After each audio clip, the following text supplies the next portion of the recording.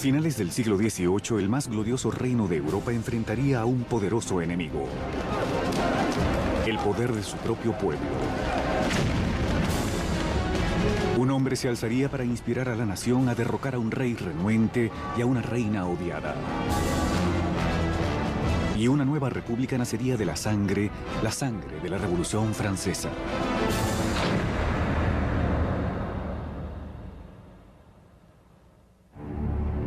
«1794, la prisión de la Conciergerie, una fortaleza impenetrable en las riberas del Sena. Húmeda e infestada de ratas, se le conocía como la antesala de la muerte. Adentro, la voz de la joven nación está a punto de ser silenciada. Mientras cortan su cabello y desnudan su cuello para la cuchilla de la guillotina, Maximiliano Robespierre se prepara para pagar el precio por el cataclismo que ha generado: la explosión de eventos que se convirtieron en la Revolución Francesa. La Revolución Francesa fue ese momento extraordinario cuando el pueblo comenzó a creer que podía realmente rehacer todo en la sociedad, que no solo podían cambiar las políticas y las instituciones, sino la propia naturaleza humana mediante la acción política. La Revolución Francesa realmente constituye la encrucijada del mundo moderno, donde todo comenzó a cambiar de rumbo. La revolución hizo que el mundo feudal le volviera la espalda a la tradición aristocrática y trazara un nuevo y violento curso hacia el futuro.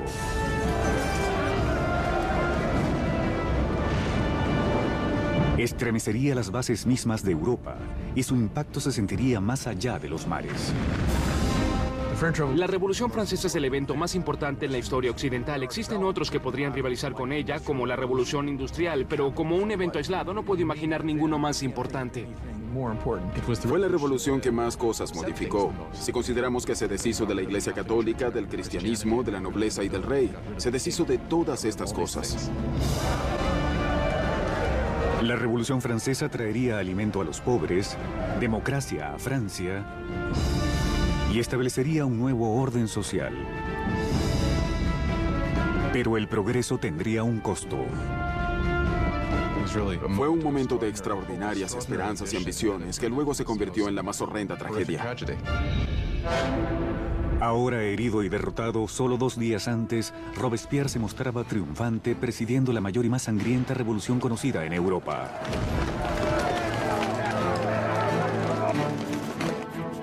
Era tan fiel a sus ideales que fue llamado el Incorruptible, y era tan poderoso que la menor de sus declaraciones podía causar terror en toda una ciudad. Al ser un maestro orador, las palabras de Robespierre eran sus armas. Ahora, silenciado por una bala en la mandíbula, espera el mismo fin rápido y brutal que les ocasionó a tantos otros. La revolución está a punto de aniquilar a uno de los suyos.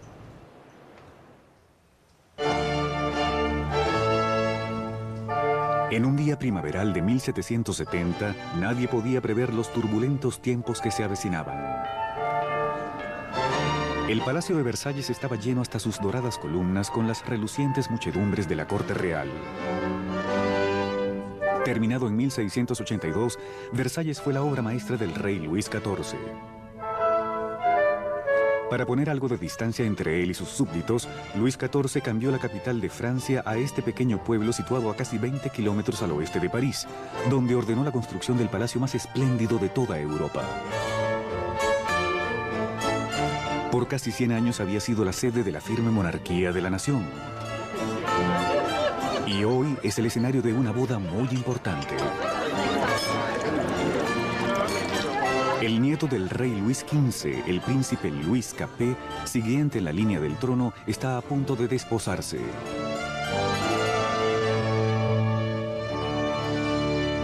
Con solo 15 años en el día de su boda, Luis Capet se muestra tímido y vacilante, y con pocas de las características esperadas de un futuro rey, y menos aún de un esposo. Luis era un adolescente regordete, tímido y dolorosamente inadecuado, sin ninguna habilidad social. La amante de Luis XV, Madame du Barry, lo llamaba un joven gordo y malnacido. Era simplemente un pelmazo. A Luis XVI le era muy difícil tomar decisiones. Las evadía todo el tiempo. Siempre era dado a ser persuadido por la última persona que le hablase. Esas no eran consideradas cualidades propias de un líder. El matrimonio de Luis fue una unión política entre la familia real de Austria, los Habsburgo, y su propia familia, los Borbones. La boda simbolizaba el final de una vieja rivalidad y el inicio de nuevos lazos regionales. La joven novia llegaba a Francia, una linda joven de 14 años de grandes ojos. María Antonieta. María Antonieta era una archiduquesa de Austria. Era la hija menor de la emperatriz María Teresa. Llegó a Francia como parte de un pacto de matrimonio, el cual representaba un gran vuelco en las alianzas. Por primera vez en la historia, Francia y Austria eran aliados en lugar de enemigos. María Antonieta llega a Francia como un símbolo político, pero siendo una adolescente tenía poco interés en tales asuntos. Cuando María Antonieta llegó a Versalles era muy joven. No sabía mucho del país al que llegaba. No conocía sus costumbres ni la corte. Ciertamente era una niña obstinada y vivaz, pero aún así era una niña. Cuando María Antonieta llega a Versalles es solo una adolescente. Es rubia, con ojos azules. Es hermosa. Le gusta atraer a las personas y llega con la intención de ganarse a su esposo y a su nueva familia.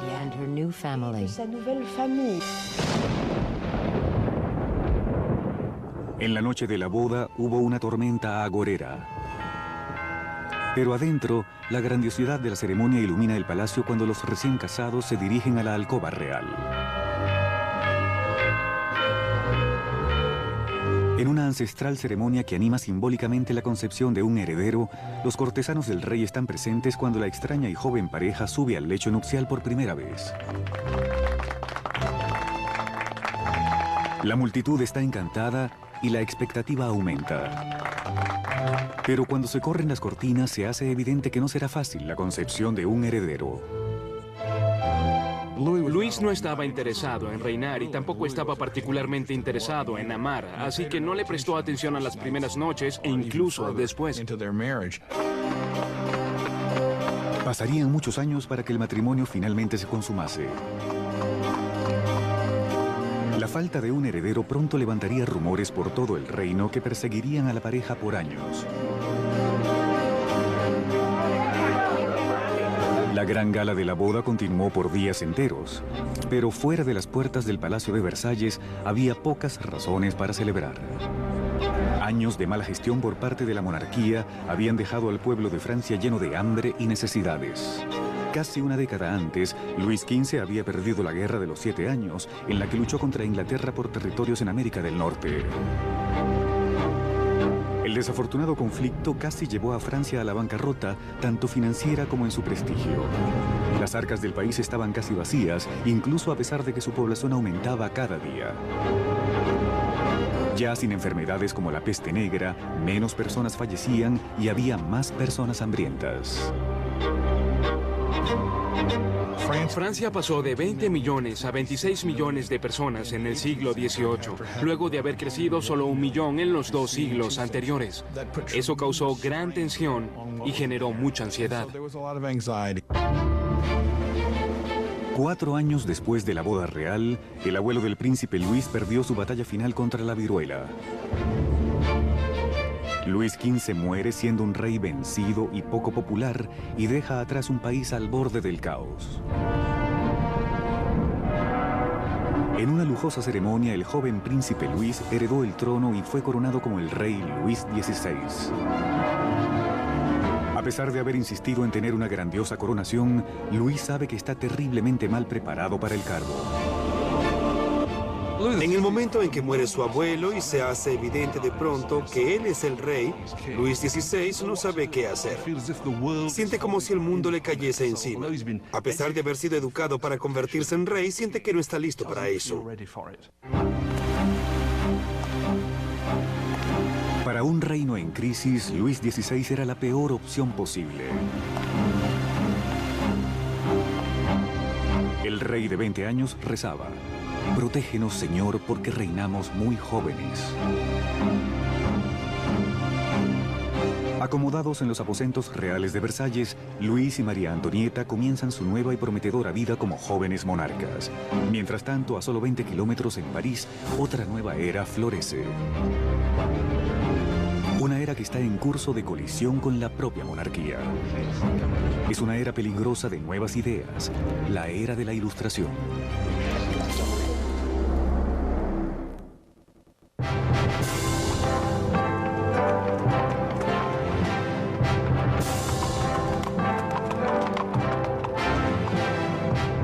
Al acercarse el carruaje real a la prestigiosa Universidad Louis le Grand en París, las muchedumbres se acercaban para ver a la realeza. Era el día de dar la bienvenida a la ciudad de París al recién coronado rey Luis XVI y a su joven encantadora esposa austríaca. Y a la cabeza del comité de bienvenida se encuentra un joven y prometedor estudiante de leyes, Maximiliano Robespierre. Cuando Robespierre era estudiante, el rey visitó la universidad y Robespierre le habló en latín al rey. Así que, de hecho, habló con Luis XVI cuando era un adolescente. El rey apenas notaba al joven Robespierre mientras éste daba su respetuoso discurso en latín. Pero años después, sus destinos se cruzarían nuevamente en circunstancias diferentes, mucho más oscuras.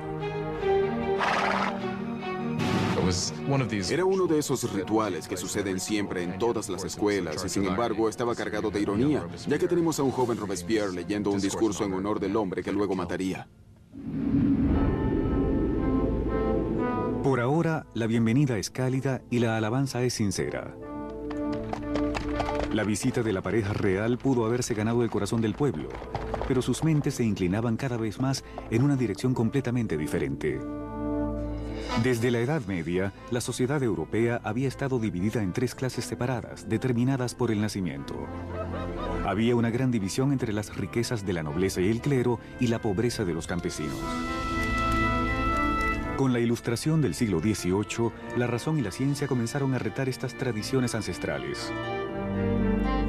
Arrastrada por una corriente de innovaciones y literatura nueva, París era entonces el nuevo centro filosófico del mundo. La ciudad palpitaba con el florecimiento del conocimiento, todo un océano de posibilidades. Había llegado la era de la Ilustración. La Ilustración fue un movimiento que ordenaba no confiar en las autoridades o en nada que hubiese sido dicho por alguien más. Se debía pensar por uno mismo y comprobarlo uno mismo. En la Europa del viejo régimen se te decía qué pensar. Se te daba información desde arriba por sacerdotes o regentes. Así que la idea de poder cartografiar el conocimiento humano y luego acceder a él era revolucionaria. En los salones de alcurnia de todo París, los aristócratas se reunían para discutir sobre los autores de la Ilustración y sobre la floreciente era de la razón. Voltaire, Rousseau, voces frescas que proclamaban la libertad, el control del propio destino y, por sobre todo, la igualdad. La pasión por esta nueva literatura era mayor entre la clase alta, pero al colarse estas ideas a todos los niveles sociales, el deseo de igualdad comenzó a amenazar el modo de vida aristocrático.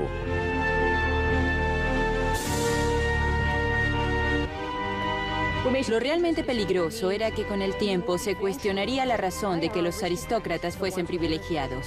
¿Por qué es el mundo como es? ¿Podemos cambiarlo para hacerlo un lugar mejor? ¿No es posible el progreso? Todo eso terminaría por minar la idea de que la monarquía, la aristocracia y la jerarquía eran naturales. Para observar los ideales de la Ilustración en acción, solo hacía falta mirar más allá del Atlántico, donde los estadounidenses luchaban por independizarse de la vieja némesis francesa, Gran Bretaña. El joven rey Luis quería vengar las derrotas de su abuelo y vio su oportunidad en la Guerra de Independencia de Estados Unidos. Luis aportó un total de 2.000 millones de libras a la causa, suficientes para alimentar y guarecer a 7 millones de franceses por un año. Esa inversión marcaría el inicio del colapso financiero de Francia. Estados Unidos causó la bancarrota de Francia, ya que la deuda que adquirió la monarquía francesa para luchar en la guerra de independencia estadounidense resultó ser crucial en la situación financiera de esta monarquía, pues no podían pagarla. Mientras Luis enviaba dinero y tropas a través del Atlántico, María Antonieta se ocupaba de contraer sus propias deudas. La vida en Versalles era una interminable rutina de formalidades y rituales arcaicos. Había ceremonias para despertar al rey y a la reina, para vestirse, cenar e ir a la cama. Para no aburrirse entre todos estos rituales, María Antonieta aumentaba una colección de piezas de moda cada vez más extravagantes. María estaba obsesionada con la moda, en especial esos peinados de torre de casi 1 metro de alto que tomaban horas en realizarse y que adornaban con toda clase de frutas y objetos. Para muchas personas, estas costumbres eran obscenas y representaban todo lo que había de malo en ella, en Versalles y en aquella cultura. María Antonieta se entretenía con las habladurías de la corte, con juegos de azar y organizando obras de teatro. Al acumularse sus gastos, se ganó el apodo de Madame Déficit. A María Antonieta la apodaron Madame Déficit, ya que el país estaba en caos económico y ella continuaba gastando en vestidos, zapatos y joyas como si nada pasara. Era la Imelda Marcos de su tiempo. De todas las deudas que contrajo María Antonieta, la mayor era la que tenía con su país, un heredero al trono. En 7 años de matrimonio, Luis y María no habían tenido hijos. María Antonieta se encontraba en una posición cada vez más humillante. El trabajo de la reina es producir un heredero varón al trono. Era absolutamente esencial que hubiese un hijo. Durante ese tiempo las personas la criticaban y estaban insatisfechas. Decían, el rey nunca debió casarse con esta archiduquesa austríaca en primer lugar y ahora ni siquiera puede darle un heredero al trono. María Antonieta estaba desesperada. El apetito de Luis por la comida era evidente. Pero el sexo, a todas luces, no estaba en el menú. Il y a toute une correspondance entre l'ambassadeur d'Autriche et la... María Teresa, la madre de María Antonieta, se preguntaba, si una joven tan hermosa como mi hija no puede motivarlo, ¿qué está sucediendo? Luis XVI y su joven esposa María Antonieta no habían podido concebir por 7 años, y esto empañaba el comienzo de su reinado. Ya que el pasatiempo del rey era la cerrajería, había muchas canciones maliciosas sobre Luis el cerrajero, que no podía encontrar el ojo de la cerradura. El desinterés de Luis por el sexo era percibido como una falta de bríos como rey. Finalmente, luego de un año de frustraciones y presiones de la corte, a Luis se le diagnosticó una condición tratable conocida como fimosis. Luis tenía una deformidad que hacía la excitación extremadamente dolorosa, por lo que no se consumó la unión hasta que se realizó el procedimiento quirúrgico para corregirla. Pero le tenía terror al procedimiento, por lo que tomó años convencerlo. Cuando finalmente lo hizo, listo. Luego de una simple cirugía, la pareja pudo tener a su primera hija, María Teresa. Pero el daño que sufrió la imagen de María Antonieta durante años no podía borrarse fácilmente. Desde comienzos de la década de 1780, habían circulado libelos por todo el país con sátiras pornográficas del rey y la reina. Panfletos obscenos hacían burla de la impotencia de Luis y presentaban a María Antonieta como una ramera en una corte libertina y decadente. La imagen de la monarquía en el pueblo se deterioraba debido al empeoramiento de la situación en el campo. Una serie de malas cosechas y la desregulación habían elevado el precio de la harina, generando una escasez del propio corazón de la dieta francesa, el pan. Pero las privaciones naturalmente acababan en las puertas de Versalles. Mientras la pareja real continuaba viviendo extravagantemente, las quejas quedaban en el papel. Una queja fue llevada directamente a la corte real. ¿Sabe por qué hay tanta gente necesitada? Porque su lujuriosa existencia devora en un día el sustento de 1000 hombres. El hombre tras esta queja, el mismo joven que solo pocos años antes alabó al rey y a la reina luego de su coronación, Maximiliano Robespierre. Con él, el pueblo pronto ganaría una voz que pedía libertad, igualdad y revolución.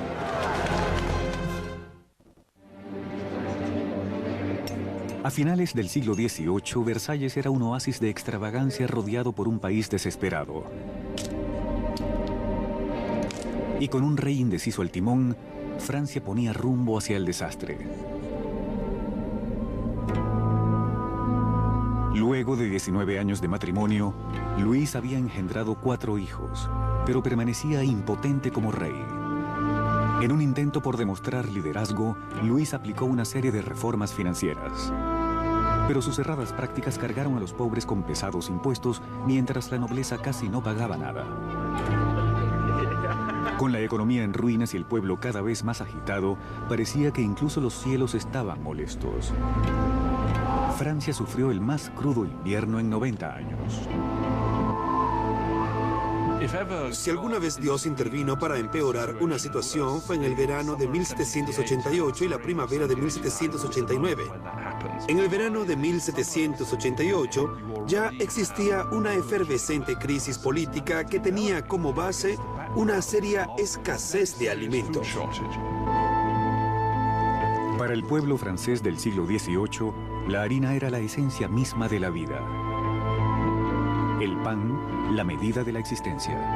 La mayoría de las personas comunes en Francia comían al menos 1 kilogramo de pan al día. El pan era muy importante y su precio era sentido por todos. Si el precio se duplicaba, estabas en problemas. Con los malos manejos financieros de Luis, el costo de la harina se disparó. Los escasos alimentos eran almacenados. El precio de una hogaza de pan pronto alcanzó el salario de un mes. El hambre se tornó en rabia. Estallaron disturbios en toda Francia. Robaban los hogares. Las panaderías eran saqueadas y los panaderos sospechosos de acaparar el pan eran linchados en el sitio.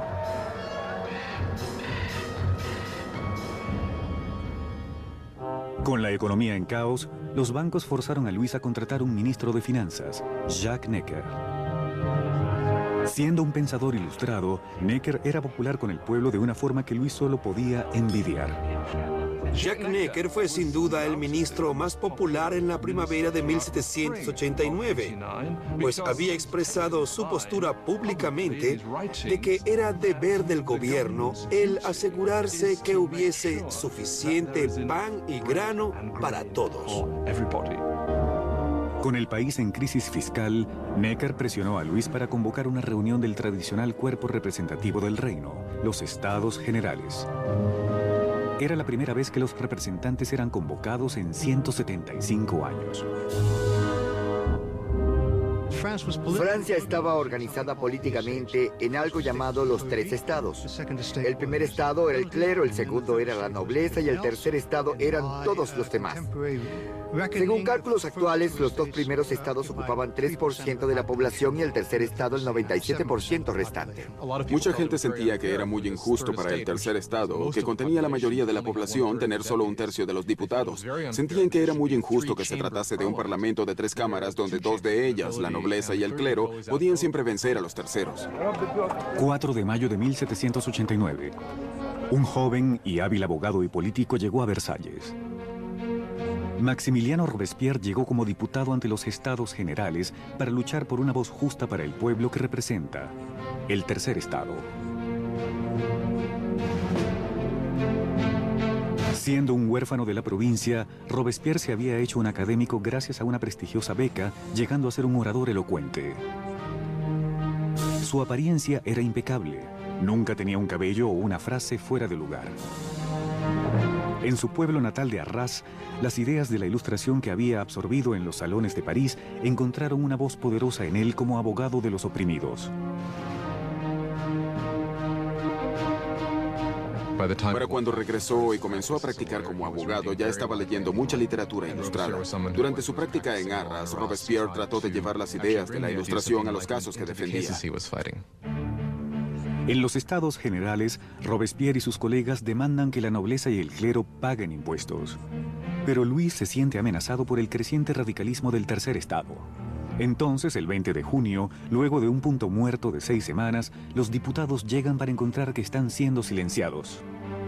El 20 de junio, cuando los diputados llegan a su reunión y encuentran las puertas cerradas, sospechan un complot. Fueron al lado, a lo que llamaríamos una cancha de tenis, pero que en realidad era de balonmano. Se reunieron y juraron que no dejarían de reunirse hasta tener una nueva constitución. Los diputados se declararon a sí mismos como una nueva Asamblea Nacional, los verdaderos representantes del pueblo de Francia. El juramento de la cancha de tenis es uno de esos grandes momentos simbólicos de la Revolución Francesa. Tenemos a estas personas reunidas en ese espacio abierto de la cancha de tenis, alzando sus manos en una especie de saludo romano. Para la Asamblea Nacional fue un momento en el que comprendieron su poder y dignidad y supieron que realmente podían desafiar al rey de Francia. En un acto revolucionario de desafío, nace la Asamblea Nacional. Llegaría a ser una comunión de voces de todo el país, un cuerpo parlamentario que promulgaba la voluntad del pueblo. Pero quitarle poder al rey no sería tan fácil como firmar una simple proclamación. Estas tempranas victorias que ocurrieron en Versalles eran de papel y no tenían nada para respaldarlas. El temor que se apoderó de los diputados en Versalles a medida que se acercaba julio era que el rey ordenara a sus fuerzas dispersarlos y luego derrocarlos. A comienzos de julio, 30.000 tropas reales tomaron posiciones alrededor de París. Para defenderse, el pueblo formó una nueva Guardia Nacional. Los alborotadores saquearon las armerías de París y se llevaron más de 28.000 mosquetes. Lo único que faltaba era la pólvora, pero sabían exactamente dónde obtenerla. En el centro de París se erguía un inmenso edificio de piedra, símbolo notorio del régimen feudal: la Bastilla. Esta prisión guardaba la provisión de pólvora de la ciudad y era legendaria como un lugar de torturas y muertes inenarrables. La Bastilla había sido el gran símbolo del despotismo real, el símbolo de los reyes franceses yendo más allá de los límites justos de su poder, un símbolo de horror para el pueblo francés. En medio de las revueltas ocurrió un sorprendente ultraje. Luis despidió a su ministro de Finanzas, el amado por el pueblo Jacques Necker, por creerlo muy comprensivo con las masas. Horas después del despido de Necker, la noticia de que el hombre a su favor había sido despedido llegó a París. La única opción era la revuelta. El 14 de julio, las multitudes se juntan, identificándose con una pequeña escarapela roja y azul por los colores de París, separados por el blanco, el color de la Casa de Borbón. El tricolor había nacido. De la febril multitud, una voz grita: ¡a la Bastilla! Atacar la Bastilla significaba que el pueblo francés se negaba a que se acabase con la Asamblea Nacional. Así que el pueblo actuó y se armó. Básicamente significaba que estaban del lado de la revolución. Al ver a la multitud que se acercaba, el gobernador de la Bastilla, Bernard Delaunay, trató de cerrar la prisión. Organizó una desesperada defensa, pero los merodeadores atacaron la fortaleza y masacraron a los guardias con picos y cuchillos. Finalmente, el gobernador Delaunay se rindió, pero la iracunda muchedumbre lo envolvió, arrastrándolo a las calles. Las hordas burlonas lo patearon y apuñalaron hasta que gritó: «¡Déjenme morir!». La multitud le hizo el favor, lo apuñalaron más y le dispararon. Allí nació una tradición revolucionaria. Su cabeza cortada fue expuesta en un pico. Los diputados de la Asamblea Nacional no condenaron de inmediato estos actos de violencia. De hecho, los aceptaron. Y fue esta aceptación de la violencia popular lo que, en opinión de algunos, creó un patrón que tendría consecuencias catastróficas para el desarrollo de la revolución. Con el humo aún sobre la Bastilla, Luis XVI regresaba de un viaje de cacería. En su diario, bajo la fecha julio 14, 1789, escribió: nada. Una referencia a su fallida cacería. Un ayudante lo interrumpió y le dio la noticia de las revueltas y la caída de la Bastilla. Luis XVI pregunta: ¿es una revuelta? No, señor, contesta. Es una revolución.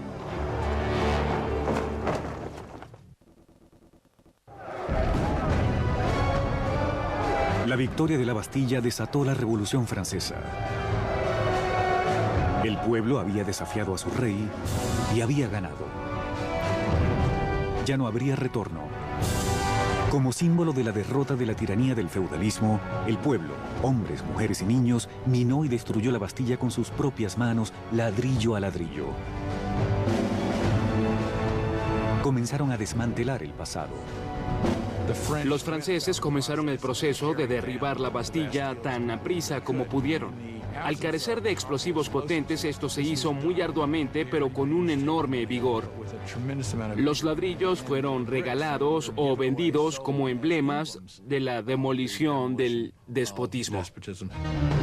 La energía en las calles vigorizaba a la Asamblea Nacional. Se redactó una carta en pocos días llamada Declaración de los Derechos del Hombre. Bajo este nuevo y atrevido documento, las arcaicas distinciones de clases tendrían que ser abolidas y todos los hombres debían ser considerados verdaderamente iguales. La Declaración de los Derechos del Hombre fue un documento promulgado por la Asamblea Nacional. En él se decía que la soberanía pertenecía al pueblo, a la nación. No se mencionaba al rey en ninguna parte. Al redactar este documento, la Asamblea estaba de hecho dándose poder a ella misma. Con la nueva Asamblea Nacional como su vocero, los ciudadanos de Francia se dispusieron a cambiar la propia naturaleza de su mundo. Demandaban una monarquía constitucional, derechos iguales para todos y justicia bajo leyes razonables. Para darles mayor voz a los llamados de revolución, Robespierre exigió mayor libertad de prensa, que había sido amordazada bajo el viejo régimen.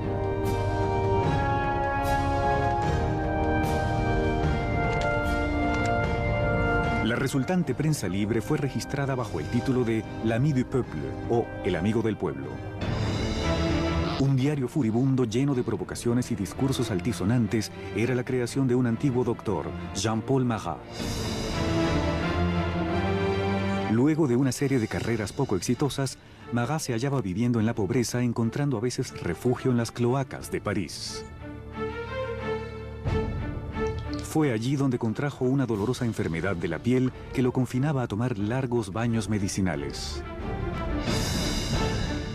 El amargado y fracasado Marat encontró en la revolución una oportunidad perfecta para dejar salir su veneno. Jean-Paul Marat era solo uno más de los profesionales descontentos y desafortunadamente las revoluciones le ofrecen oportunidad a estos sujetos. Marat tomó todo su resentimiento y lo canalizó en un diario que llegó a ser extraordinariamente exitoso, L'Ami du Peuple. Marat era un hombre poseído por una rabia extraordinaria. Basta con leer algunas páginas de su diario, El Amigo del Pueblo, para darse cuenta. En cada edición mostraba una mentalidad totalmente paranoica, veía complots por todas partes, todos conspiraban contra la revolución. La respuesta era muy simple para él, sangre. La respuesta eran cabezas. Marat aborrecía la extravagancia inexorable de la monarquía en medio de la pobreza que oprimía a Francia. Solo necesitaba el menor rumor para atacar al rey y a la reina en su diario. El 2 de octubre de 1789, su rabia estalló.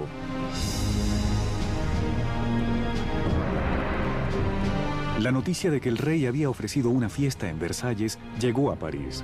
Se decía que la decadente monarquía había arrojado al suelo la nueva bandera tricolor, símbolo de la revolución, y la habían pisoteado. Marat estaba furioso. Reportó el insulto en su diario justo cuando una nueva amenaza se avecinaba. El rey había ordenado a sus tropas moverse a posiciones alrededor de París otra vez. Con el suceso de la Bastilla todavía fresco en la mente del pueblo, Marat los incitó frenéticamente a entrar en acción. Pueblo de París, es hora de abrir los ojos. Salgan de su letargo. Despierten. Una vez más. Despierten. 5 de octubre. El día amanece con el furioso repicar de las campanas. Las mujeres se reúnen cerca del ayuntamiento para protestar por la escasez de pan. El temor a las tropas reales que se acercan se mezcla con la rabia generada por la noticia de la fiesta ofensiva del rey. Pronto miles de personas marchan hacia Versalles con picos y armas en mano. Las mujeres llevaban sus quejas al rey. En el corazón de la multitud estaban las famosas Poissardes, las temibles pescaderas de los mercados centrales que eran conocidas por ser fornidas y temerarias. Estaban armadas con enormes cuchillos para limpiar pescado y eran muy musculosas a causa de las cajas que cargaban. Nadie deseaba molestar a estas damas. Estas mujeres eran de las barriadas pobres que se veían afectadas por el alza en el precio del pan y la escasez de los productos. Repentinamente se dieron cuenta de que debían actuar. Es extraordinario que la mayoría no podía siquiera escribir su nombre, y así se hicieron protagonistas de un proceso histórico. En el palacio, la noticia de la multitud que se aproxima llega a la recámara de la reina. La leyenda dice que fue entonces cuando María Antonieta pronunció la frase más famosa que nunca dijo. María Antonieta no dijo, si no tienen pan, que coman pastel. Eso es un mito. María Antonieta, desafortunadamente, quizá nunca notó la pobreza de su país, el tiempo suficiente para decir algo así. Al concentrarse las mujeres cerca de las puertas, Luis se dio cuenta de que la revolución ya no podía ser ignorada. Había llegado a sus puertas. Accedió a firmar la Declaración de los Derechos del Hombre, pero la multitud continuó creciendo durante la noche. En la mañana, 20.000 personas acampaban en las afueras del Palacio Real.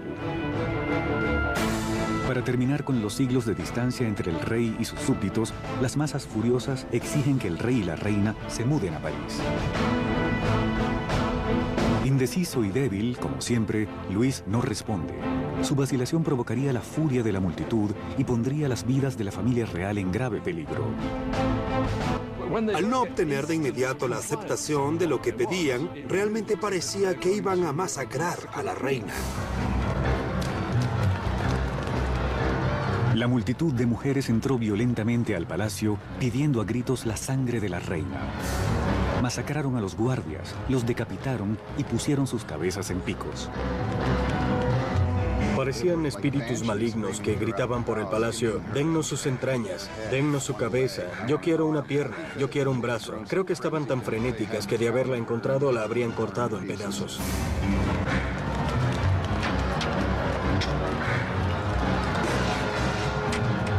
Aterrada por su vida, María Antonieta escapa a los aposentos de Luis solo momentos antes de que las mujeres entraran a su recámara y destrozaran su cama. El rey y la reina estaban ahora a merced de la multitud, y lo que ésta quería era un poco de atención de su rey. La única manera de tranquilizar a las mujeres era que la familia real accediese a mudarse a París. Creían que una vez que las autoridades estuvieran en París, podrían forzarlos a hacer lo que el pueblo de París quisiera. 60.000 personas salieron marchando de Versalles, llevando carretas y vagones rebosados con harina del almacén real. El carruaje real fue escoltado hasta París.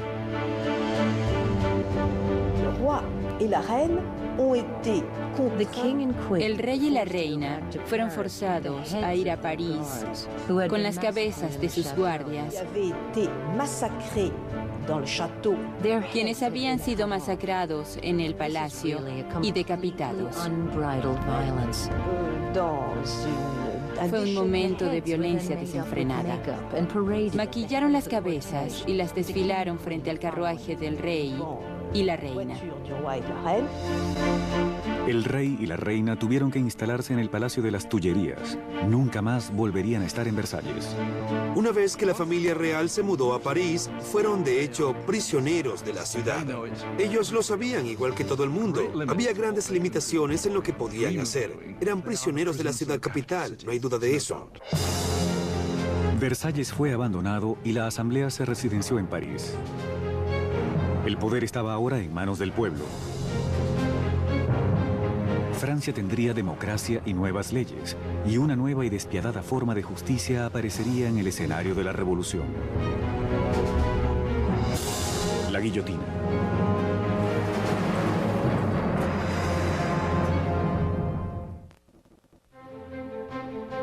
Mayo de 1791. Habían pasado casi 2 años desde que la familia real y la Asamblea Nacional se mudaron a París. Robespierre hablaba a menudo en la Asamblea y en el Club Jacobino, una sociedad de debates bautizada por su lugar de reunión, un viejo monasterio de monjes jacobinos. Ahora la palabra era el corazón mismo de la revolución, y Robespierre hablaba con una entereza moral infalible. Su norte real era siempre el pueblo. Pronto se gana el apodo de El Incorruptible. Francia es ahora una monarquía constitucional. El rey es forzado a compartir el poder con los revolucionarios de la Asamblea, pero parece que su cuota disminuye cada día, siendo forzado a firmar una tras otra leyes que reducían su propio poder y el de otro sector del feudalismo, la Iglesia Católica. Luis decide que ha llegado la hora de abandonar los confines de la nueva república y montar una campaña para reclamar su reino. Para 1791, Luis había decidido que debía retomar el control de su país. Sabía que solo podría lograrlo con la ayuda de un ejército extranjero, así que su idea era escapar del Palacio de las Tullerías y dirigirse a la frontera más cercana. 21 de junio de 1791, el rey y la reina se disfrazan de sirvientes y, protegidos por la oscuridad, se escabullen del ojo vigilante de París. Realizan un intento mal planeado de escape. Era pasada la medianoche cuando la familia real llegó al pequeño pueblo de Varennes, 160 kilómetros al este de París. Se encontraban cerca de la frontera de Austria, con la seguridad a pocos kilómetros de ellos. Pero su intento de ser libres no llegaría más lejos.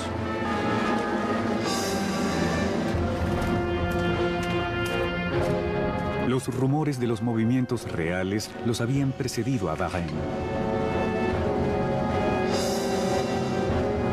Un oficial del pueblo detiene el carruaje y les pide sus pasaportes.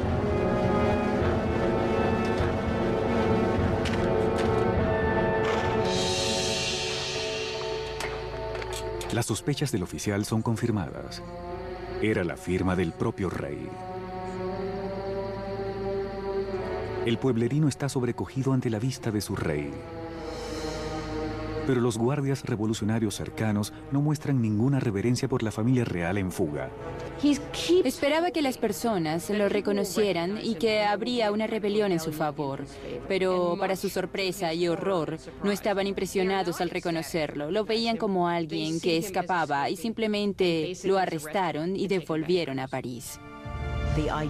La idea de que el monarca había tratado de abandonar a su pueblo fue psicológicamente catastrófica. Esto realmente cortó los lazos entre Luis y sus súbditos. Ahora no solo tenían un rey superfluo, sino que obviamente también era un traidor.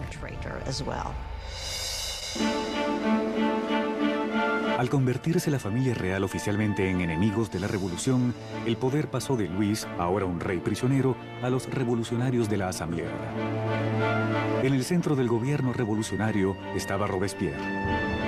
Destacaba en el podio, siempre pidiendo libertad, igualdad y fraternidad.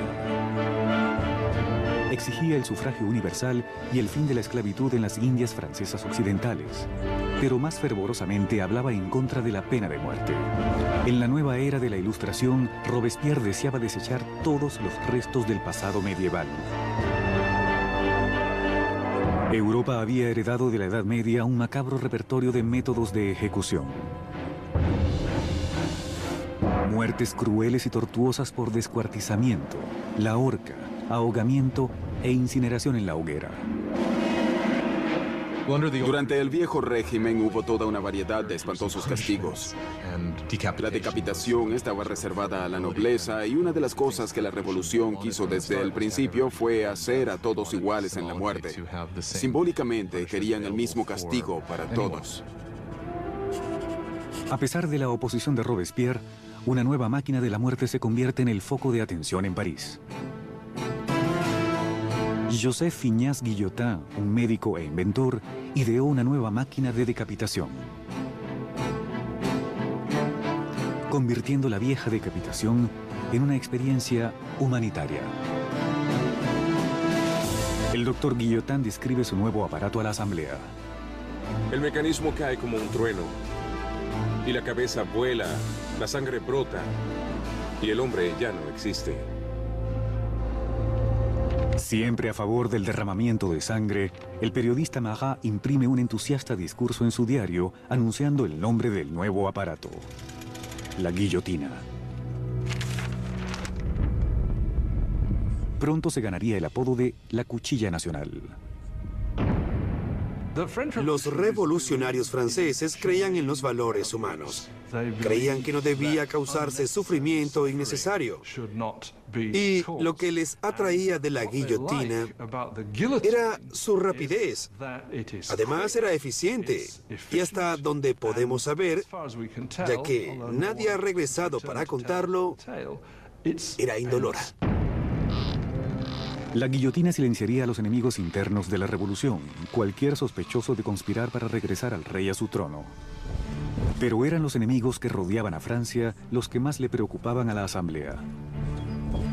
Existía el creciente temor de que parientes de la familia real que habían escapado a Austria lanzarían una contrarrevolución armada. La asamblea decide hacer un ataque preventivo, una declaración de guerra a Austria. Pero Robespierre se opuso. Robespierre era una de las voces solitarias que se oponían a la guerra por pensar que el enemigo la ganaría. Temía que el país no estuviese listo, que no contase con un ejército capaz de derrotar al enemigo y que el enemigo, por lo tanto, podría invadir y destruir la revolución. Robespierre perdió el debate. En abril de 1792, la Asamblea le declaró la guerra a Austria, un país regido por la familia de María Antonieta. Crecía el fervor nacional. Si Austria derrotaba al ejército revolucionario, Luis sin duda reclamaría su trono. Y se sospechaba que María Antonieta ayudaba al enemigo al mantener correspondencia con sus familiares en Austria, revelando los movimientos de las tropas francesas con cada trazo de su pluma. Mientras tanto, el rey y la reina fingen adherencia a la revolución. Luis y María Antonieta jugaban un doble juego. Parecían estar muchas veces con la revolución. Al mismo tiempo estaban conspirando contra ella. Trataban de sobrevivir. Si queremos ser generosos, eran sobrevivientes, pero si lo vemos desde el lado revolucionario, eran mentirosos.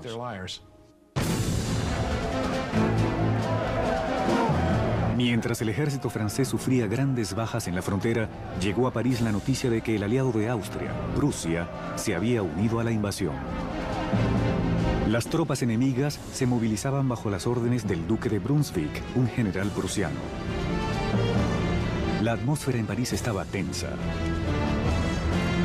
De pronto, los diarios parisinos imprimen una carta del duque de Brunswick. El manifiesto amenazaba con destruir París si sus majestades, el rey o la reina, sufrían algún daño. Pero esta amenaza tuvo el efecto contrario. 10 de agosto de 1792, 27.000 ciudadanos armados, animados por la furia contra el manifiesto, se dirigen al Palacio de las Tullerías y atacan salvajemente a los guardias del rey.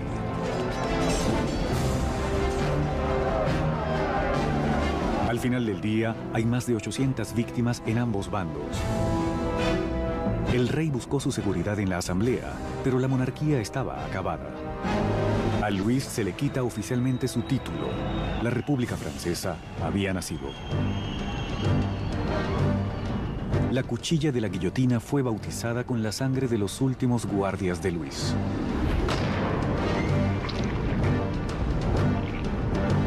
Y Robespierre, antes acérrimo opositor de la pena de muerte, ha cambiado de parecer. El nacimiento de la República solo podía comenzar con la muerte de un rey. El nuevo y escalofriante aparato del doctor Guillotin pendía sobre París como una advertencia. Era la pena por desafiar las leyes y el orden revolucionario. Había sido bautizado con la sangre de los guardias reales y pronto acabaría con el propio rey. Para agosto de 1792, el rey había sido depuesto y la familia real estaba en prisión. Robespierre y sus jacobinos se enfrentaban con el sector del moderantismo de la Asamblea, los girondinos, por el control del gobierno nacional. Pero en las calles de París existía un nuevo movimiento político. Como símbolo del rechazo a la tradición aristocrática, los ciudadanos comunes se rehúsan a utilizar los bombachos hasta las rodillas o culottes de los aristócratas. Se hacían llamar los sans-culottes o los sin bombachos. Los sans-culottes se consideraban a sí mismos como el verdadero pueblo francés. No eran los más pobres. Eran más bien artistas o tenderos, cosas así. Eran personas que al menos podían trabajar con sus manos.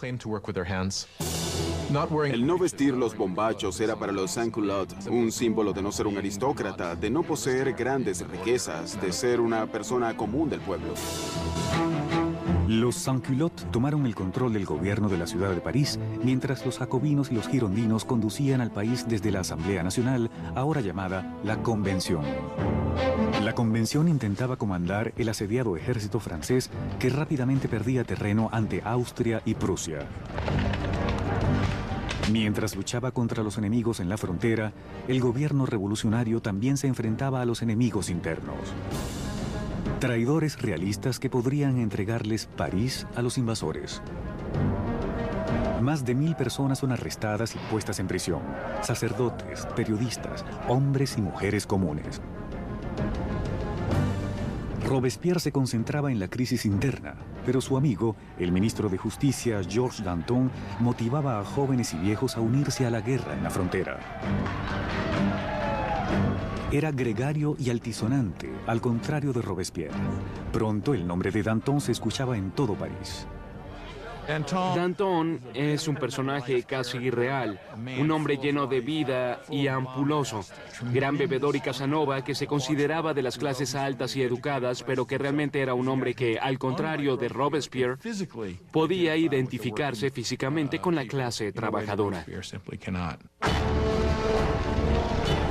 Al acercarse el enemigo, la furibunda retórica de Danton moviliza al pueblo, inspirando a muchos a unirse al frente.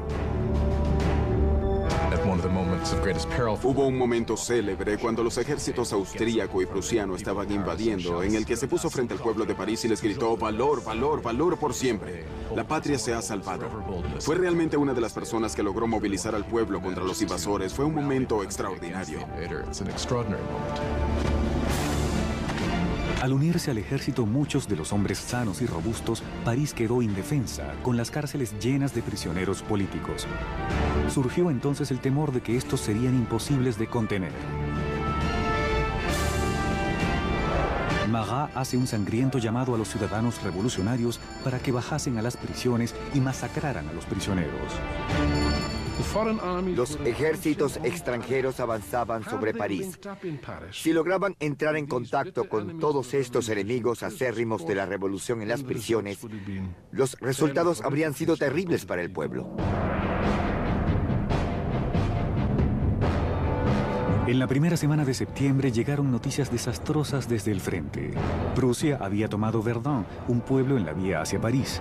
El enemigo estaba a pocos kilómetros. El temor que oprimía a la ciudad alcanzó su punto máximo.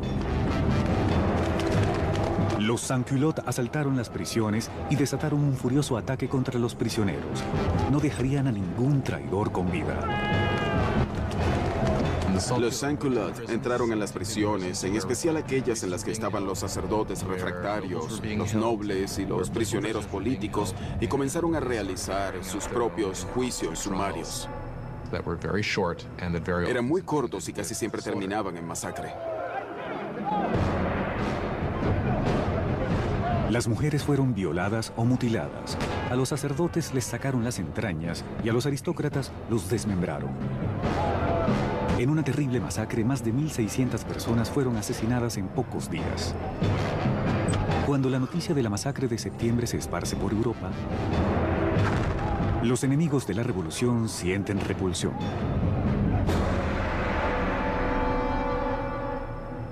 Más allá del Canal de la Mancha, el London Times daba la repugnante noticia. ¿Son estos los derechos del hombre? ¿Es esta la libertad de la naturaleza humana? Las bestias cuadrúpedas más salvajes del África inexplorada son superiores a los animales bípedos de París. La revolución se había desviado definitivamente.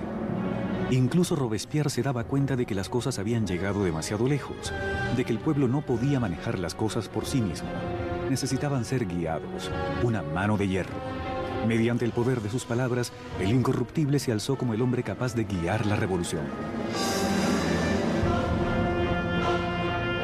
A pesar de que en un momento Robespierre estuvo a favor de la monarquía constitucional, ahora creía que ya no había lugar para un rey.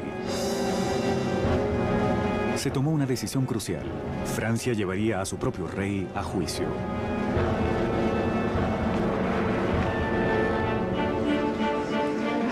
El veredicto ya estaba decidido, así que el único debate fue por el castigo. El ala del moderantismo, los girondinos, piden perdonarle la vida, lo que los aísla dentro de la convención. Los girondinos se cristalizaron como la facción en la convención que debatía sobre el rey, ya que si bien deseaban una república, no estaban tan seguros de que el rey tuviese que morir. Pero los girondinos son sobrepasados por los jacobinos, quienes pedían sangre. ¿Por qué deseaban los jacobinos la muerte del rey? Creo que querían matarlo, ya que, como dijo brillantemente Robespierre, hay que matar al rey para que la revolución pueda vivir. Si el rey tiene razón, entonces la revolución se equivoca.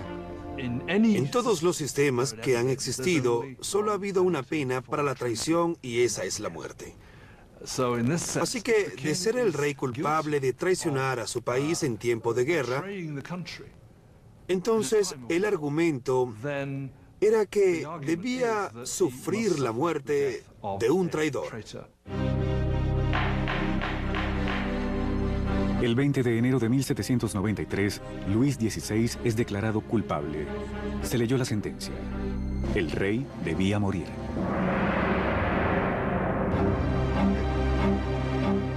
Esa noche se le permitió reunirse brevemente con su familia.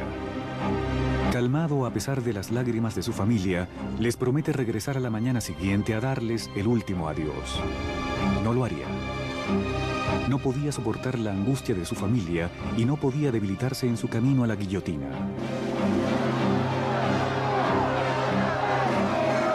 En la mañana, un carruaje cerrado llevó a Luis al cadalso. Estoicamente se aproximó hasta la cuchilla.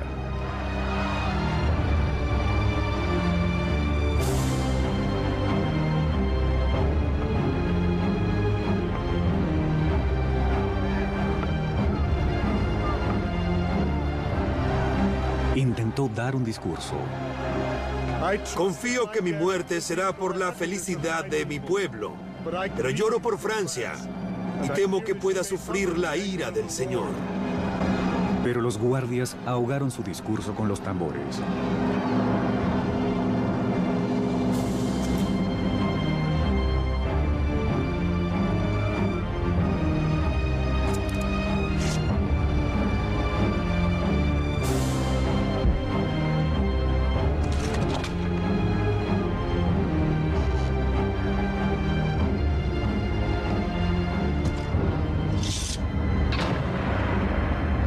A las 10:22 de la mañana, el hombre que una vez fue el rey había muerto.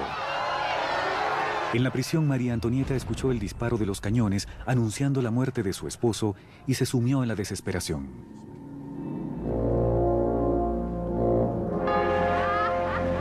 La sangre del rey se había derramado. Los revolucionarios estaban victoriosos. Pero pronto los enemigos de la revolución se anotarían una victoria. Su objetivo, el hombre que pedía la muerte de tantos, Jean-Paul Marat.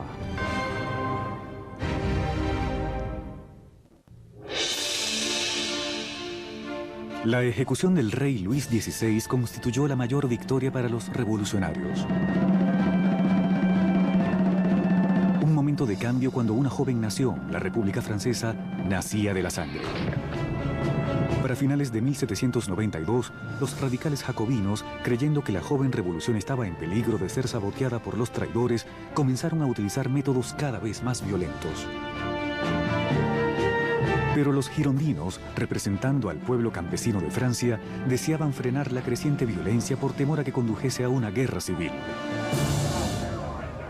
Su oponente más visible, Jean-Paul Marat, contraataca a los girondinos con tirajes furibundos de su diario en los que denunciaba a aquellos sospechosos de confabular contra la revolución. Marat, quien ya una vez había pedido la ejecución de 200 personas, ahora quería que rodaran 200.000 cabezas. Si observamos el periodismo de Marat, notamos que su principio básico era el ser más extremista que nadie y pedir la muerte de muchas personas. Siempre decía que si solo se cortasen algunas cabezas, las cosas funcionarían bien. Y si no funcionaban, con cortar algunas cabezas más lo haría. Repentinamente, las personas de París comenzaron a masacrarse unas a otras y Marat fue el primero en reclamar el crédito por eso. Pero el movimiento radical no se había afianzado en todas partes. Las personas fuera de París estaban furiosas por la creciente brutalidad de los jacobinos y piden que termine el baño de sangre. Ese mensaje llegó a oídos de la encantadora Charlotte Corday, una joven y determinada mujer de las provincias. Charlotte Corday era una persona común de la ciudad de Caen. Estaba horrorizada por los asesinatos que se cometían y, quizá con razón, consideraba a Marat uno de los autores de todo eso, ya que había sido un instrumento del lado radical de la revolución. El amigo del pueblo aún pedía cabezas. 13 de julio de 1793. Charlotte Corday llega a París. Sabía que el amigo del pueblo tenía una política de puertas abiertas en su casa, donde se le podía encontrar casi a cualquier hora sumergido en su baño medicinal. Corday llegó diciendo que tenía una lista de traidores, personas que colaboraban con los ejércitos extranjeros para acabar con la revolución. Marat le pide la lista y le promete a Corday que los traidores serán guillotinados al día siguiente.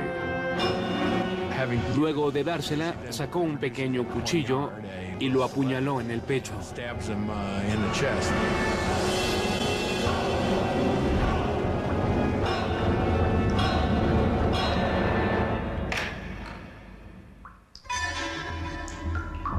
El llamado amigo del pueblo murió instantáneamente. La furiosa voz de su diario había sido silenciada.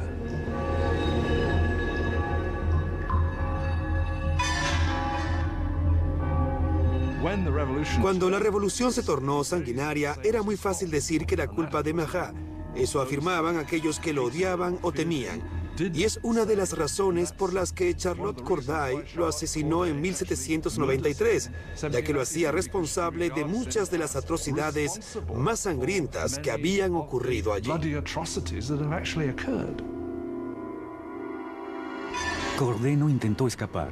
Durante su juicio no se mostró arrepentida.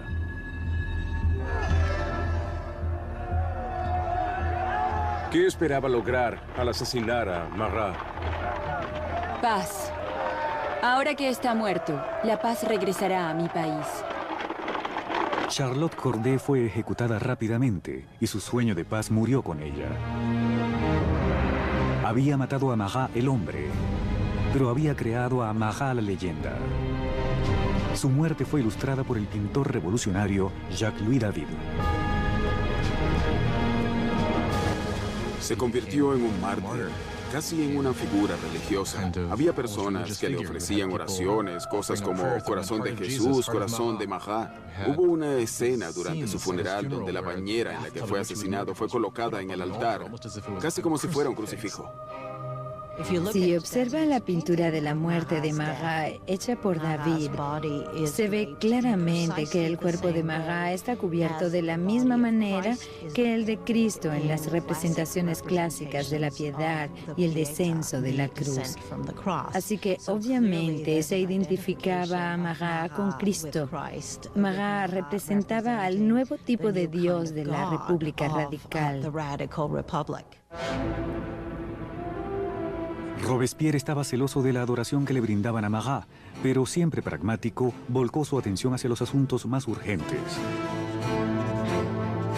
A pesar de que Marat había muerto, aún había otros que deseaban sangre. Sangre real. La Conciergerie. La oscura antesala de la muerte. 8 meses después de la ejecución de su esposo y a solo pocos días de la muerte de Charlotte Corday, María Antonieta es encerrada allí en una horrible celda, completamente sola.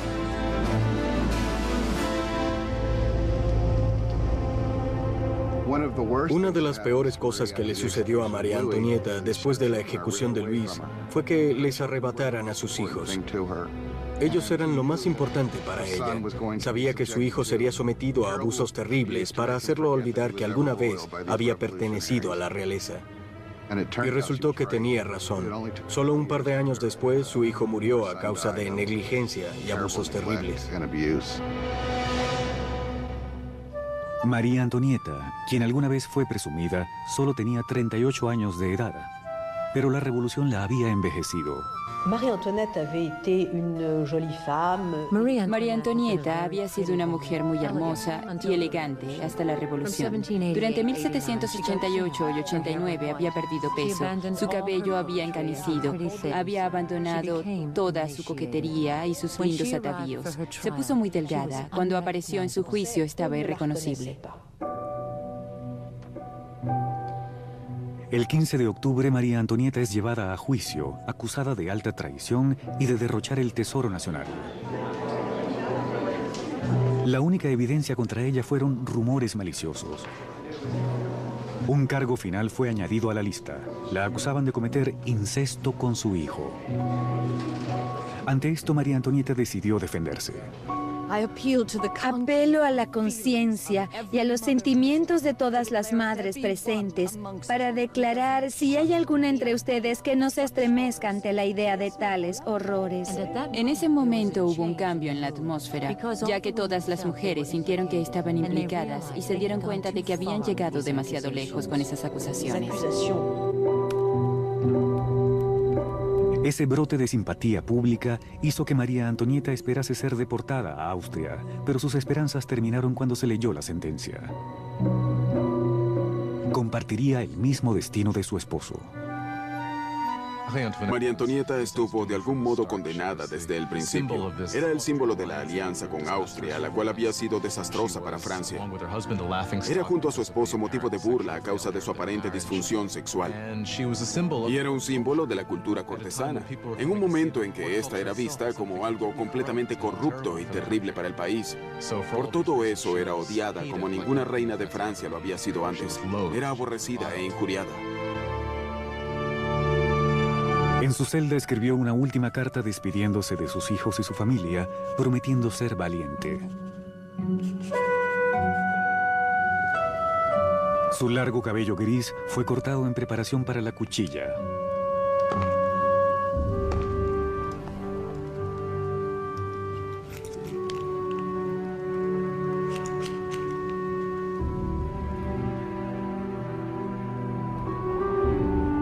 Sus manos estaban fuertemente atadas. Esperaba ver un carruaje para ser escoltada fuera de la prisión, pero en su lugar encontró una carreta para criminales comunes. Cuando fue llevada para su ejecución, esperaba tener el mismo trato que el rey, que estaría en un carruaje cerrado para que la multitud no pudiese atacarla. Pero la colocaron en una carreta abierta, donde la gente podía gritarle toda clase de cosas horribles y amenazas terribles. Siendo solo una sombra de la soberana que alguna vez fue, María Antonieta mantuvo su dignidad real mientras se sentaba en la carreta abierta y era desfilada por las calles de París.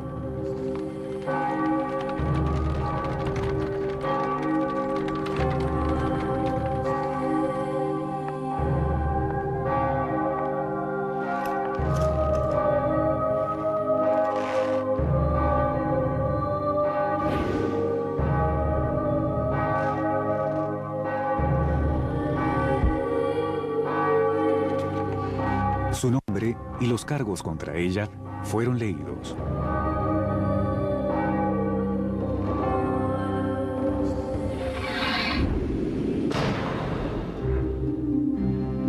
La última reina de Francia estaba muerta. Varios días después, luego de incontables ejecuciones, los miembros de la Convención Nacional se dieron cuenta del desperdicio inútil de vidas al ver que muchos de sus colegas eran víctimas de la guillotina. Danton expresó: la revolución es como Saturno, devora a sus propios hijos. Y agregó: la revolución, mis amigos, no puede hacerse con agua de rosas. El derramamiento de sangre apenas comenzaba.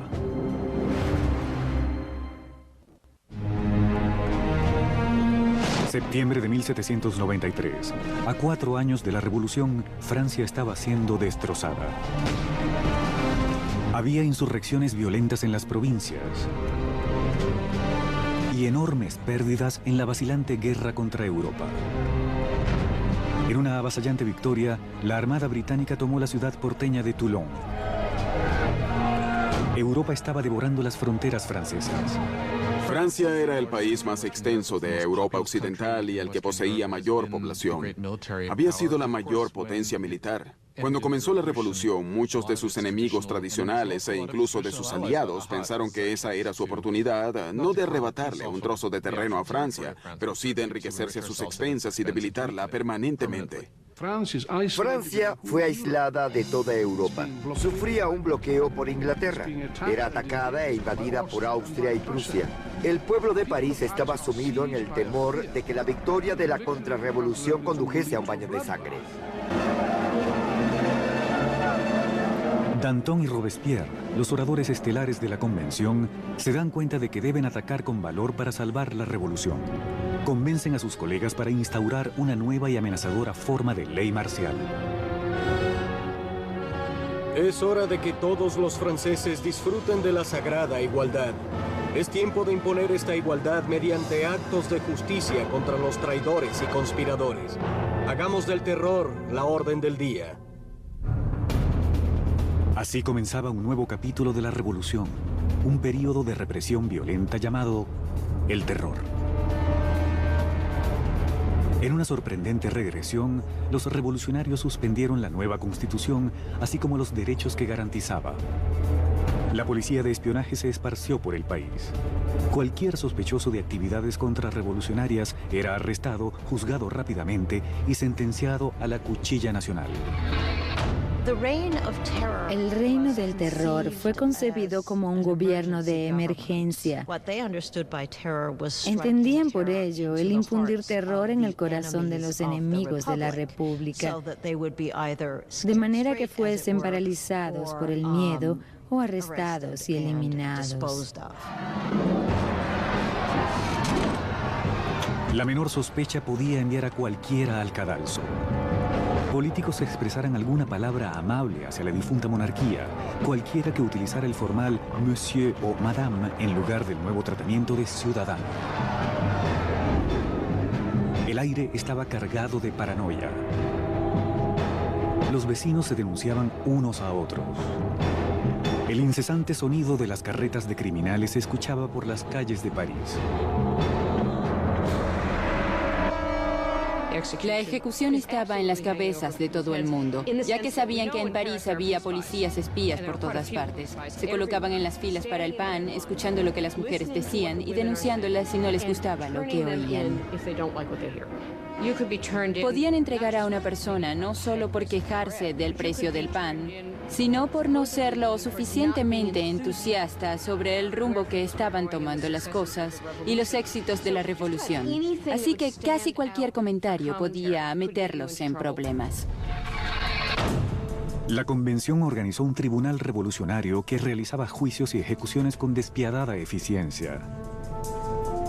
Para consolidar su poder, formaron un consejo de 12 hombres llamado Comité de Seguridad Pública.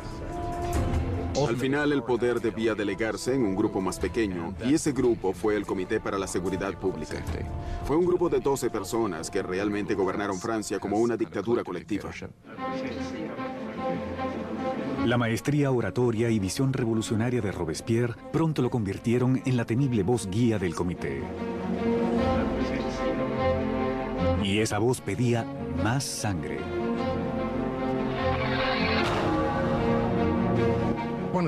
Una de las ironías en la vida política de Robespierre es que al comienzo fue un opositor apasionado de la pena de muerte. Eso pesó contra él después, cuando se hizo un apasionado defensor del terror y la guillotina. Nunca respondió a esos reclamos, excepto para decir, bien, los tiempos cambian. La revolución había endurecido a Robespierre. Antes un ferviente defensor de la libertad de prensa, ahora reinstauraba la censura, un vestigio del viejo régimen. Con la iglesia ya bajo ataque, no se opuso a la propuesta hecha por uno de los revolucionarios más radicales, Jacques-René Hébert, quien propuso un nuevo programa, la descristianización. Cuando la crisis de la guerra y las rebeliones internas alcanzaron su apogeo, la gente comenzó a pensar que la raíz de todos los problemas eran los sacerdotes y la religión, y que lo que debían hacer para resguardarse de los enemigos de la revolución era destruir el poder de la Iglesia católica. La religión solo es superstición y fanatismo, así que todo cuanto debían hacer era deshacerse de todo eso por completo. Las calles que tuviesen la palabra santo fueron renombradas. Los íconos religiosos fueron destruidos y reemplazados con tributos al nuevo santo, Marat. La iglesia llegó a ser vista como el enemigo por los revolucionarios radicales. Se despojó de sus altares en las iglesias y catedrales. Rompieron las ventanas, las estatuas fueron destruidas. Los bienes de la iglesia eran saqueados. Por supuesto que la opinión de Europa sobre esto era incluso peor que por la muerte del rey. Ni siquiera el calendario cristiano fue respetado. Los años no se numeraban ya a partir del nacimiento de Cristo, sino a partir de septiembre de 1792, el derrocamiento de la monarquía, que pasó a ser el año 1. Los meses se renombraron de acuerdo con las estaciones. Julio se convirtió en Termidor, abril en Floreal. Los meses se componían de 3 semanas de 10 días. El calendario revolucionario fue en realidad diseñado como un arma contra la cristiandad. Era claro que al tener una semana de 10 días, ya no habría domingos, por lo que la gente ya no sabría más qué día era el domingo. Eso era lo que esperaban. El terror se esparció por Francia. Las insurrecciones eran aplastadas con enorme crueldad. En la ciudad de Lyon, donde los contrarrevolucionarios ganaban terreno, el Comité de Seguridad Pública dio un ejemplo brutal. Cientos de rebeldes fueron atados, llevados a los campos y asesinados en masa.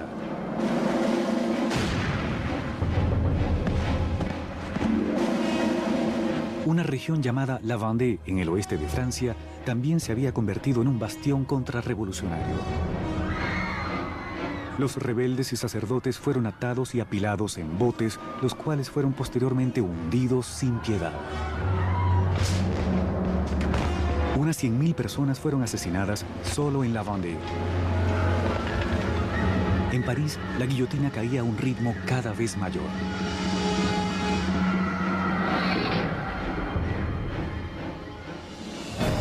Mientras tanto, el ejército francés comenzaba a ganar en las fronteras. Al mando de un joven y brillante comandante llamado Napoleón Bonaparte, el ejército francés obligó a la Armada británica a realizar una retirada desmoralizadora en Toulon. La revolución estaba de nuevo en alza. Robespierre estaba en la cima del poder. Había acabado con los enemigos de la revolución y asegurado su éxito mediante el terror. Por un tiempo el terror fue muy efectivo para consolidar al país y al gobierno y para luchar en lo que en realidad era una guerra en varios frentes, al norte y al este, contra enemigos extranjeros. También había una guerra civil en La Vendée y otra contra otros revolucionarios que se habían vuelto contra el gobierno de París.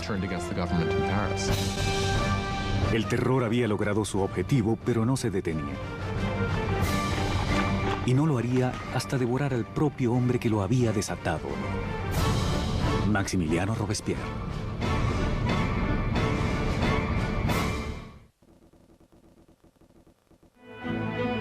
Con la sangre del período de El Terror, Maximiliano Robespierre había salvado la revolución.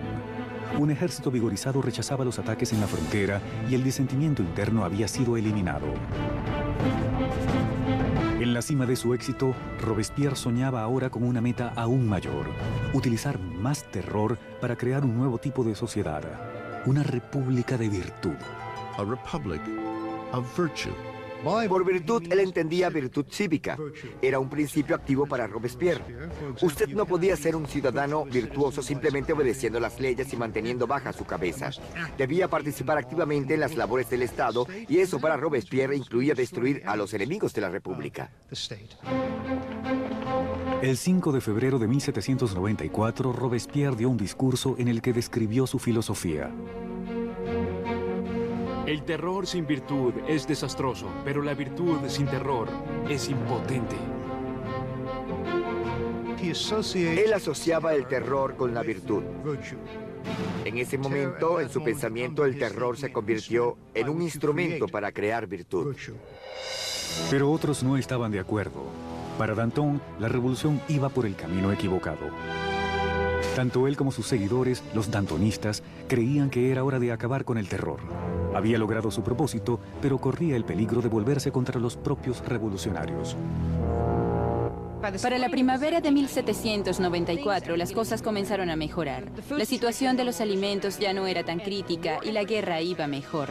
Danton planteaba que era necesario crear nuevas bases para el gobierno. Debían tratar de normalizar las cosas. Robespierre creía que era muy pronto. Danton comenzaría entonces a organizar un grupo para discutir el tema del final del terror. Robespierre vería esto como una amenaza directa para el gobierno y no como una simple diferencia de opiniones sobre el rumbo de la política. Lo vería como una potencial traición. Y en la República de Virtud de Robespierre solo había una respuesta para la traición. Los dantonistas son apresados y rápidamente sentenciados a muerte. Robespierre había enviado a miles al cadalso, pero se sentía incómodo con la sangre de las ejecuciones. No asistiría a la decapitación de sus antiguos amigos y aliados. Al subir al cadalso, Danton gritó: Solo me arrepiento de irme antes que esa rata, Robespierre.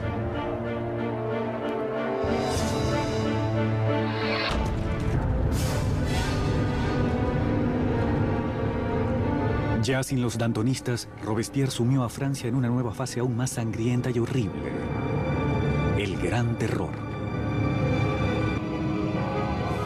El Gran Terror es el nombre que se le da a la última fase del período del terror, desde la primavera hasta el verano de 1794. Es el período en el que se incrementaron las ejecuciones y cuando la paranoia, especialmente en París, pero en realidad en toda Francia, comenzó a crecer exponencialmente. Es posible contabilizar el número de ejecuciones hasta llegar a casi 800 por mes en París. Al final era incluso mayor. El verdugo de París estaba más ocupado que nunca. Pero el 6 de junio de 1794, el sonido de las carretas de criminales se detuvo. La guillotina permanecía en silencio.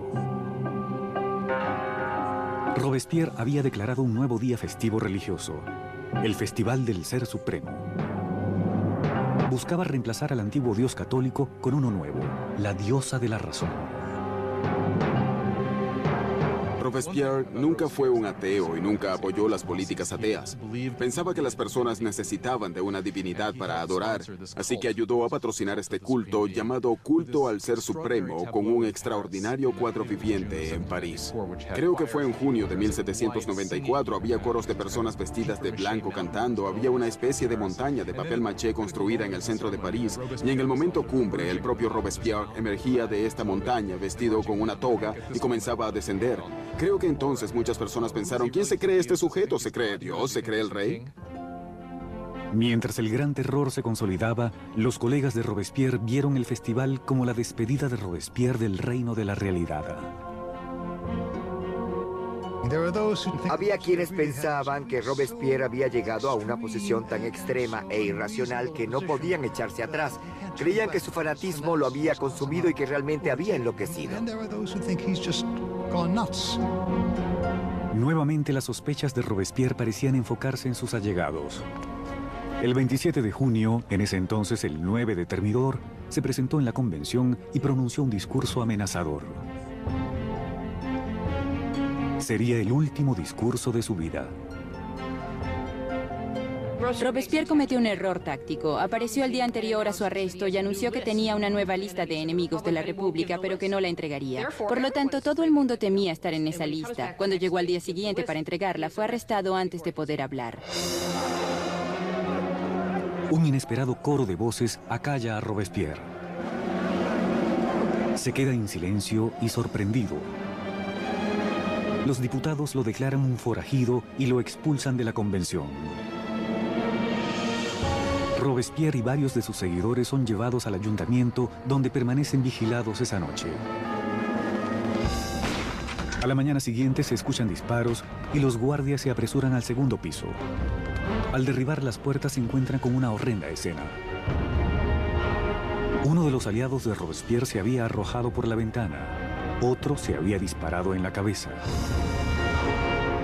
Encontraron a Robespierre semiconsciente, con una herida de bala en la cara. Su mandíbula estaba destrozada por un aparente intento de suicidio. Robespierre pasó sus últimas horas sobre la mesa del Comité de Seguridad Pública, en la misma sala donde había conducido al terror hasta su punto más sangriento. Fue incapaz de responder a los insultos y humillaciones de sus antiguos colegas. El gran maestro de la oratoria había sido silenciado.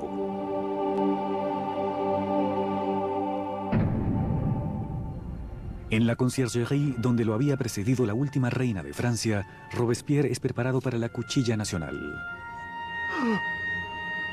Su compañero de celda, el revolucionario Saint-Just, le señala una pintura de los derechos del hombre y le dice: al menos hicimos eso. Robespierre había encabezado la revolución y había cambiado el rostro de Francia. Había reorganizado la sociedad y había ideado un sistema tiránico y sangriento para asegurar su éxito. Pero estaba destinado a ser una de sus últimas víctimas. Resultó que había un gran entusiasmo por terminar con el terror, pero nadie sabía cómo hacerlo. Y parece ser que lo único en lo que todos concordaban era en la caída de Robespierre.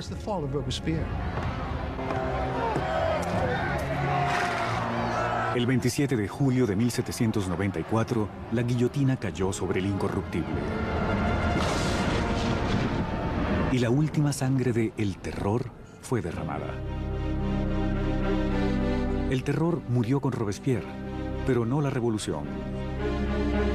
Los derechos del hombre, la democracia, la nueva república, los logros de la revolución sobrevivirían por mucho tiempo a todos los revolucionarios. Francia entraría en un período de incertidumbres, paralizada entre el temor a otra época de terror o, aún peor, a un regreso a la monarquía opresora que la precedió. Luego de 5 años de parálisis, el poder se concentró nuevamente en las manos de un solo hombre, Napoleón Bonaparte. Los historiadores no están de acuerdo sobre el final de la revolución. Algunos creen que murió con la aparición de Napoleón. Otros mantienen que la revolución vivió hasta el siglo XIX y más allá. La revolución fue el primer modelo de un pueblo que tomaba su destino en sus propias manos. La idea de que los súbditos de la más antigua, sólida y gloriosa monarquía de Europa pudiesen decidir reescribir completamente su historia fue algo que tuvo una enorme resonancia. La revolución destruyó el viejo régimen feudal de Europa y cambió para siempre el curso de la civilización occidental. La pregunta que generó la Revolución Francesa fue: ¿cuánta violencia es justificada para lograr una mejor sociedad? ¿Tienen las personas el derecho de derrocar lo que ven como un sistema injusto y sustituirlo por aquel que creen de corazón que es más justo? ¿Cuánta violencia se justifica para lograr eso? Aún enfrentamos esa pregunta. Mientras Robespierre y sus colegas estaban atareados llevando a su país hacia el futuro, muchos de ellos debieron preguntarse cuál sería el resultado final. Más de 200 años después del nacimiento de la República Francesa, el fantasma de Robespierre se cierne sobre las revoluciones, desde Rusia hasta Vietnam y desde China hasta América Latina. Los experimentos franceses con la democracia han inspirado modelos en todo el mundo. Donde quiera que la tiranía surja, el grito de justicia será eterno. Por libertad, igualdad y fraternidad. Por revolución.